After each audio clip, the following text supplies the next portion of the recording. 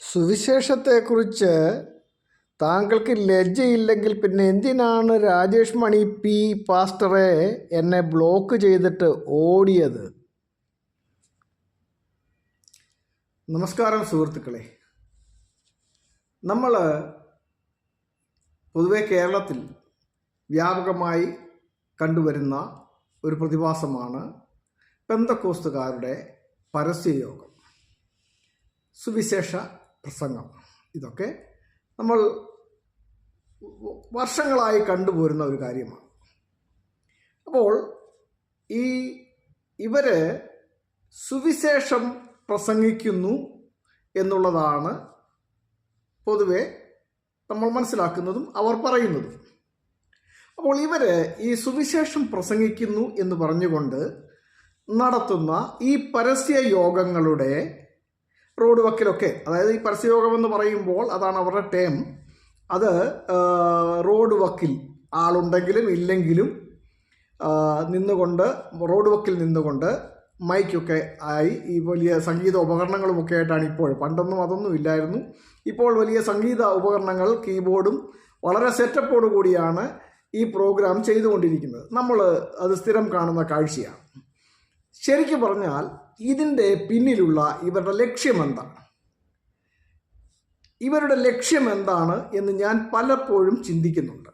കാരണം നാട്ടുകാരെ നന്നാക്കാൻ, നാട്ടുകാർക്ക് ഗുണം ചെയ്യുവാൻ വേണ്ടിയാണ് ഇവരിത് ചെയ്യുന്നതെങ്കിൽ അവർ സത്യസന്ധത പുലർത്തേണ്ടത് വളരെ ആവശ്യമാണ്. അവർ പ്രസംഗിക്കുന്നതിനോടും അവരുടെ നിലപാടുകളോടും അവർ സത്യസന്ധത പുലർത്തേണ്ടത് വളരെ ആവശ്യമാണ്.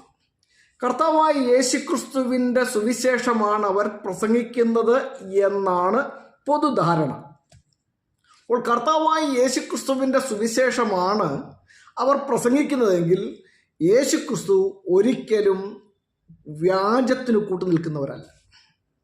ഇനി ഇവരൊക്കെ ഈ പ്രസംഗിക്കുന്നത് മറ്റെന്തെങ്കിലും ഉദ്ദേശത്തോടു കൂടിയാണോ എന്ന് സംശയിക്കേണ്ടിയിരിക്കുന്നു എന്നുള്ളതാണ് വസ്തുത. അവരുടെ സ്വന്തം ലാഭത്തിനു വേണ്ടി, അവരുടെ ഭൗതിക നേട്ടങ്ങൾക്ക് വേണ്ടിയാണ് അവരിത് ചെയ്യുന്നതെന്നാണ് ഞാൻ മനസ്സിലാക്കുന്നത്. ഒന്നാമത്തെ വിഷയം, ഇവർ ഈ ചെയ്യുന്ന കാര്യങ്ങളുടെ വീഡിയോ റെക്കോർഡ് ചെയ്ത് ഫേസ്ബുക്കിൽ ഉൾപ്പെടെയുള്ള സോഷ്യൽ മീഡിയയിൽ കൂടി വ്യാപകമായി പരസ്യം ചെയ്യുന്നുണ്ട്. എന്തിനാണത്? ഇത് ചെയ്യുന്നത് ആൾക്കാർ കണ്ടിട്ട് ഇവർ വലിയ സുവിശേഷ പ്രവർത്തകരാണ്, വലിയ പ്രവർത്തനങ്ങൾ ചെയ്യുന്നുണ്ട്, ആൾക്കാരെ യേശുക്രിസ്തുവിന് വേണ്ടി നേടുന്നുണ്ട് എന്നൊക്കെയുള്ളതായ ധാരണയിലൂടെ സാമ്പത്തിക സഹായം ഉണ്ടാക്കുക എന്നുള്ളതാണ് ഇവർക്ക് ഇതിൻ്റെ പിന്നിലുള്ള ലക്ഷ്യം എന്നാണ് ഞാൻ മനസ്സിലാക്കുന്നത്, ഈ പരസ്യം ചെയ്യുന്നതിലൂടെ. അപ്പോൾ അങ്ങനെ അല്ല എങ്കിൽ ഇവർ സത്യസന്ധത പുലർത്തേണ്ടത് വളരെ ആവശ്യമാണ്. ഇന്ന് രാവിലെ ഞാനൊരു വീഡിയോ കണ്ടു. ആ വീഡിയോ കണ്ട ഞാൻ ആ വീഡിയോയുടെ കീഴിൽ ഒരു കമൻ്റ് ഇട്ടു. ആ വീഡിയോ നിങ്ങളൊന്ന് കാണുക. കാലം തികഞ്ഞു, ദൈവരാജ്യം സമീപിച്ചിരിക്കാൻ മാനസാന്തരപ്പെട്ട് സുവിശേഷത്തിൽ വിശ്വസിപ്പിൻ. സുവിശേഷം എന്നതോ ദാവീദിന്റെ സന്തതിയായി ജനിച്ച് മരിച്ച് അടക്കപ്പെട്ട് മൂന്നാം നാൾ ഉയർത്തെഴുന്നേറ്റ യേശുക്രിസ്തുവിനെ ഓർത്തുകൊള്ളുക. അതാകുന്നു ഞങ്ങളുടെ സുവിശേഷം. ക്രിസ്തുവേശു പാപികളെ രക്ഷിപ്പാൻ ലോകത്തിൽ വന്നു എന്നുള്ളത് വിശ്വാസ്യവും എല്ലാവരും അംഗീകരിപ്പാൻ യോഗ്യവുമായ വചനം തന്നെ. തന്റെ ഏകജാതനായ പുത്രനിൽ വിശ്വസിക്കുന്ന ഏവനും നശിച്ചു പോകാതെ നിത്യജീവൻ പ്രാപിക്കേണ്ടതിന് ദൈവം അവനെ നൽകുമെന്ന കാരണം ലോകത്തെ സ്നേഹിച്ചു. ഈ വീഡിയോയിൽ രണ്ട് കുഞ്ഞുങ്ങളുമായിട്ട് ഒരു പാസ്റ്റർ, അദ്ദേഹത്തിൻ്റെ പേര് രാജേഷ് മണി എന്നാണ്, രാജേഷ് മണി എന്നാണ് ആ പാസ്റ്ററുടെ പേര്. അപ്പോൾ രാജേഷ് മണി എന്ന് പറയുന്ന പാസ്റ്റർ, അദ്ദേഹം ലൊക്കേറ്റ് ചെയ്തിരിക്കുന്നത് ഇടുക്കി ജില്ലയിലെ അണക്കര എന്ന സ്ഥലത്താണ്. ഇടുക്കി ജില്ലയിലെ അണക്കര എന്ന സ്ഥലത്താണ്. അപ്പോൾ ഞാൻ ഇത് കണ്ട ശേഷം ഞാൻ ഇദ്ദേഹത്തെക്കുറിച്ച് ഫേസ്ബുക്കിൽ തന്നെ ഞാൻ സെർച്ച് ചെയ്ത് നോക്കിയപ്പോൾ ഇദ്ദേഹം ഇതുപോലെയുള്ള ഈ കുഞ്ഞുങ്ങളെയും കൊണ്ട്, അദ്ദേഹം 2 അദ്ദേഹത്തിൻ്റെ 2 പെൺമക്കളെ കൊണ്ട് റോഡ് വക്കിലൊക്കെ പോയി നിന്ന് ഈ വാക്യം പറയുകയൊക്കെ ചെയ്യുന്ന കാര്യങ്ങൾ ഞാൻ കണ്ടു. അപ്പോൾ ഇത് ധാരാളം വീഡിയോ അദ്ദേഹത്തിൻ്റെ ഫേസ്ബുക്കിൽ ഞാൻ കണ്ടു. അപ്പോൾ ഞാൻ ഈ പറഞ്ഞ വീഡിയോയിൽ ഈ പെൺകുട്ടികളെ കൊണ്ട് അവരെ പഠിപ്പിച്ചു കൊടുത്ത് അവർ ബൈഹാർട്ട് ചെയ്ത് പരസ്യമായി വന്ന് നിന്നുകൊണ്ട് പറയുന്ന ഈ വാക്യങ്ങൾ അവർക്ക് പഠിപ്പിച്ചു കൊടുത്ത ആളുകൾ ആ വാക്യത്തിൽ അവർ പറയുന്ന ദൈവത്തെക്കുറിച്ച് കൂടി വ്യക്തമായി പറഞ്ഞു കൊടുക്കണം എന്നാണ് ഞാൻ അവിടെ എഴുതിയത്. ആ കുഞ്ഞുങ്ങൾ ഉദ്ധരിച്ച വാക്യം യോഹന്നാൻ എഴുതിയ സുവിശേഷം 3-ാം അധ്യായത്തിൻ്റെ 16-ാം വാക്യമാണ്. അവിടെ നമ്മൾ വായിക്കുന്നത് ഇങ്ങനെയാണ്: തൻ്റെ ഏകജാതനായ പുത്രനിൽ വിശ്വസിക്കുന്ന ഏവനും നശിച്ചു പോകാതെ നിത്യജീവൻ പ്രാപിക്കേണ്ടതിന് ദൈവം അവനെ നൽകുവാൻ തക്കവണ്ണം ലോകത്തെ സ്നേഹിച്ചു. അപ്പോൾ ഈ പറഞ്ഞ വാക്യത്തിൽ പറയപ്പെട്ടിരിക്കുന്ന ദൈവം ആരാണെന്നും അത് എത്ര പേരാണെന്നും കൃത്യമായി ഈ കുഞ്ഞുങ്ങൾക്ക് ഇത്രയും പഠിപ്പിച്ചു കൊടുത്ത ആൾക്കാർ പഠിപ്പിച്ചു കൊടുക്കണം എന്നാണ് ഞാൻ അതിലെഴുതിയത്. ഈ കമൻ്റ് ചെന്ന ഉടനെ തന്നെ ഞാൻ അവിടെ ബ്ലോക്ക് ചെയ്യപ്പെട്ടു. അടുത്തൊരു കമൻ്റ് കൂടി ഞാൻ ചെയ്യാൻ പോകുമ്പോൾ എൻ്റെ കമൻ്റ് പോസ്റ്റ് ആകുന്നില്ല.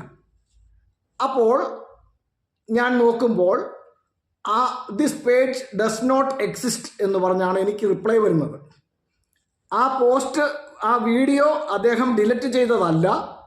സംഭവം എന്താണെന്ന് ചോദിച്ചു കഴിഞ്ഞാൽ അദ്ദേഹം എന്നെ ബ്ലോക്ക് ചെയ്തതാണ്.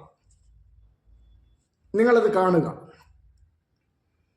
ഞാനിട്ട കമൻ്റ് ബ്ലോക്ക് ചെയ്തിരിക്കുന്നു. ഞാനിട്ട കമൻ്റ് നോക്കിയിട്ട് അത് കാണാൻ പറ്റുന്നില്ല.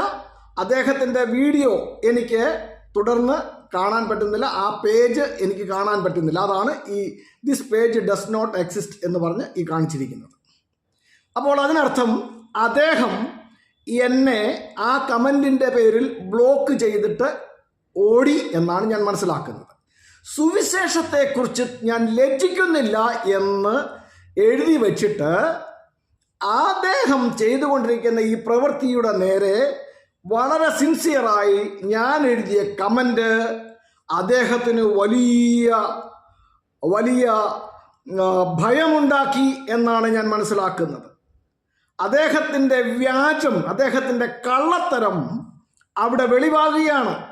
അദ്ദേഹം സത്യസന്ധനാണെങ്കിൽ, സതുദ്ദേശത്തോടു കൂടിയാണ് അദ്ദേഹം ഈ പ്രോഗ്രാം ചെയ്യുന്നതെങ്കിൽ എന്നെ ബ്ലോക്ക് ചെയ്യേണ്ട ആവശ്യം എന്താണ്? ഓടേണ്ട ആവശ്യം എന്താണ്? അപ്പോൾ സത്യസുവിശേഷമല്ല അദ്ദേഹം പ്രചരിപ്പിക്കുന്നതെന്നും യേശുക്രിസ്തുവിന് വേണ്ടിയുള്ള പ്രവൃത്തിയല്ല അദ്ദേഹം ചെയ്യുന്നതെന്നും വളരെ വ്യക്തമാണ് ആ പ്രവൃത്തിയിലൂടെ നമുക്ക് മനസ്സിലാക്കുവാൻ അത് കഴിയുന്നുണ്ട്.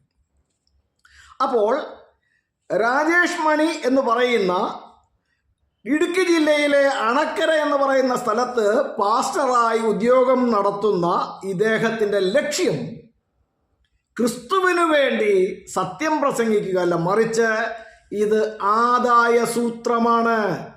ഞാൻ അവിടെ എഴുതിയ കമൻറ്റിൻ്റെ പിന്നിൽ വ്യക്തമായ അർത്ഥമുണ്ട്. ഇനി അടുത്ത ഒരു വീഡിയോയിൽ അതിൻ്റെ ബാക്കി ഭാഗം കാണാം. ഞാൻ ഈ കാണിച്ചതിൻ്റെ ബാക്കി ഭാഗം നിങ്ങൾക്ക് കാണാം. അവിടെ ആ കുഞ്ഞുങ്ങൾ പറയുന്നത് എന്താണ്? കർത്താവായ യേശുവിൽ വിശ്വസിക്കാം, എന്നാൽ നീയും നിന്റെ കുടുംബവും രക്ഷ പ്രാപിക്കും.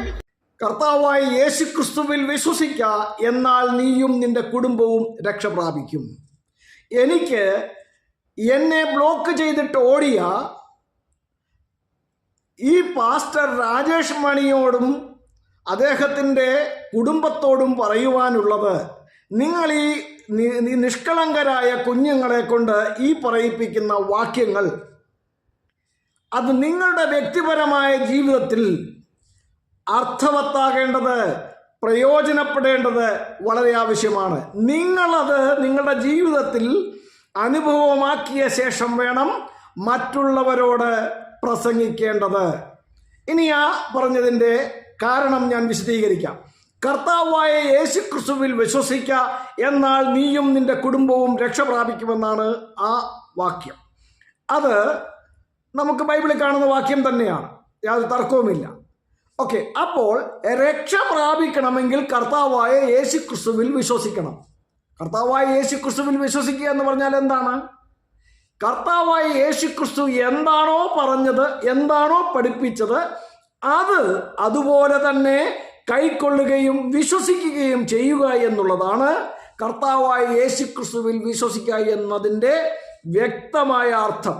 അതല്ലാതെ കർത്താവായ യേശു ക്രിസ്തു പറഞ്ഞതും പഠിപ്പിച്ചതുമായ കാര്യങ്ങൾ വിശ്വസിക്കാതെ, കൈക്കൊള്ളാതെ, അതിന് വിപരീതമായ ഉപദേശം പഠിപ്പിക്കുന്നവർ കർത്താവായ യേശു ക്രിസ്തുവിൽ വിശ്വസിക്കുന്നുണ്ട് എന്ന് അവകാശപ്പെട്ടാൽ അത് തികച്ചും ഭോഷ്കാണ്, അത് തെറ്റാണ്, വ്യാജമാണ് എന്നുള്ളത് വളരെ വ്യക്തമാണ്. ഇവിടെ ഞാൻ ചൂണ്ടിക്കാണിക്കാം. ഈ പാസ്റ്റർ എന്നെ ബ്ലോക്ക് ചെയ്തിട്ട് ഓടിയതിൻ്റെ കാരണം എന്താണെന്നറിയാമോ? ഈ പറഞ്ഞ ബൈബിൾ മുന്നോട്ട് വയ്ക്കുന്ന ദൈവത്തെക്കുറിച്ച് വ്യക്തമായി പഠിപ്പിക്കണമെന്ന് ഈ കുഞ്ഞുങ്ങളെ ഈ വാക്യം കാണാതെ പഠിപ്പിച്ചവർ അവർക്ക് വ്യക്തമായി സത്യങ്ങൾ പറഞ്ഞു കൊടുക്കണമെന്ന് ഞാനിട്ട കമന്റ് ഇവർക്ക് വലിയ ബുദ്ധിമുട്ടുണ്ടാക്കിയെങ്കിൽ അതിനർത്ഥം ഇവർ വ്യാജന്മാരാണ് എന്നുള്ളതാണ്. യെസ്, അവർ വ്യാജന്മാരാണ്. കാരണം എന്താണ്? കർത്താവായി യേശു ക്രിസ്തു വിശ്വസിക്കുക, എന്നാൽ നീയും നിന്റെ കുടുംബവും രക്ഷ പ്രാപിക്കും എന്ന് വാക്യം വെറുതെ ഉരുവിട്ടത് കൊണ്ട് കാര്യമില്ല. മറിച്ച് അത് നിങ്ങളുടെ വ്യക്തിപരമായ ജീവിതത്തിൽ അനുഭവമാക്കണം. വളരെ വ്യക്തമായി തന്നെ ബൈബിൾ മുന്നോട്ട് വയ്ക്കുന്ന ദൈവത്തെക്കുറിച്ച് ഇവർ സത്യസന്ധമായി ജനങ്ങളെ പഠിപ്പിക്കുന്നില്ല എന്നുള്ളതാണ് അതിൻ്റെ കാരണം. ബൈബിൾ മുന്നോട്ട് വയ്ക്കുന്ന ദൈവമോ ഒരുത്തൻ മാത്രം, ദൈവമോ ഒരുത്തൻ മാത്രം. ആരാണ് ആ ദൈവമെന്നും അത് എത്ര പേരാണെന്നും ആ കുഞ്ഞുങ്ങൾക്ക് സത്യസന്ധമായിട്ട് പഠിപ്പിച്ചു കൊടുക്കണമെന്ന് ഞാൻ എഴുതിയ കമന്റ് ഇവർക്ക് വേദനയുണ്ടാക്കിയതിൻ്റെ കാരണം എന്താണ്? ഇവർ പഠിപ്പിക്കുന്ന ദൈവം ഈ പറഞ്ഞ ബൈബിൾ മുന്നോട്ട് വയ്ക്കുന്ന ആ ഒരേ ഒരുവൻ മാത്രമായ ദൈവമല്ല. അവർ പഠിപ്പിക്കുന്ന ദൈവം യേശുക്രിസ്തു പറഞ്ഞ ആ ഒരേ ഒരുവൻ മാത്രമായ ദൈവമല്ല. അതുകൊണ്ടാണ് എൻ്റെ കമന്റ് കണ്ടപ്പോൾ ഇവരെന്നെ ബ്ലോക്ക് ചെയ്തിട്ട് ഓടിയത്. യോഹന്നാന്റെ സുവിശേഷം 17-ാം അധ്യായത്തിൻ്റെ 3-ാം വാക്യത്തിലേക്ക് നമ്മൾ വരുമ്പോൾ കർത്താവായ യേശു ക്രിസ്തുവിലൂടെ ലഭിച്ചിരിക്കുന്നതായ വ്യക്തമായ അറിവാണ് യേശു ക്രിസ്തുവിനെ അയച്ചവനാണ് ഓൺലി ട്രൂ ഗോഡ്, ഒരേ ഒരു സത്യദൈവം എന്ന വസ്തുത. ഇതിനെ ഈ പറഞ്ഞ പെന്തക്കോസ്തുകാർ അംഗീകരിക്കുന്നില്ല, അവർ വിശ്വസിക്കുന്നില്ല, അവർ കൈക്കൊള്ളുന്നില്ല. പെന്തക്കോസ്തുകാരിൽ ചിലർക്ക് യേശുക്രിസ്തു മാത്രം ദൈവം, യേശുവല്ലാതെ മറ്റൊരു ദൈവമില്ല. യേശുക്രിസ്തുവാകുന്ന സത്യദൈവത്തെ കണ്ട് ഈ മാർഗത്ത് വന്ന ജീവനുള്ള ദൈവം യേശുവാണെന്നും സത്യദൈവം യേശുവാണെന്നും യേശുക്രിസ്തു അല്ലാതെ മറ്റൊരു ദൈവമില്ലെന്ന് വിശ്വസിച്ചാൽ എനിക്ക് പാടാതിരിക്കാൻ പറ്റുമോ പാപ്പച്ച? യേശുവല്ലാതെ മറ്റൊരു ദൈവമില്ല. ഒരു ദൈവമുണ്ട്, അത് കർത്താവാകുന്ന യേശുക്രിസ്തു, ഇന്നും ജീവിക്കുന്ന ദൈവം. യേശുക്രിസ്തു ഏകദൈവം, യേശുക്രിസ്തു നിത്യദൈവം, യേശുക്രിസ്തു സത്യദൈവം, യേശുക്രിസ്തു സാക്ഷാൽ ദൈവം, യേശുക്രിസ്തു മാത്രം ദൈവം. ഹല്ലേലൂയ. ആ യേശുക്രിസ്തുവാകുന്ന സത്യദൈവത്തെ സേവിക്കുവാൻ നമുക്ക് ഭാഗ്യമുണ്ടായി. അതാ ഏറ്റവും വലിയ ഭാഗ്യം. മറ്റു ചിലർക്ക് യേശുക്രിസ്തു ഉൾപ്പെടെ 3 പേരാണ് ദൈവം. ഈ വ്യാജ ഉപദേശങ്ങൾ ചുമന്നുകൊണ്ട് നടക്കുന്ന പെന്തക്കോസ്തുകാർക്ക് എൻ്റെ ആ കമന്റ് വളരെ ബുദ്ധിമുട്ടുണ്ടാക്കും. കാരണം ബൈബിൾ പറയുന്ന ഒരേ ഒരുവൻ മാത്രമായ സത്യദൈവം യേശുക്രിസ്തുവിനെ അയച്ച പിതാവാണ്. ഈ സത്യം ഒരു പെന്തക്കോസ്തുകാരനും പഠിപ്പിക്കത്തില്ല. ഈ സത്യം ഇവർ സമ്മതിക്കത്തില്ല, ഇവർ പഠിപ്പിക്കത്തില്ല.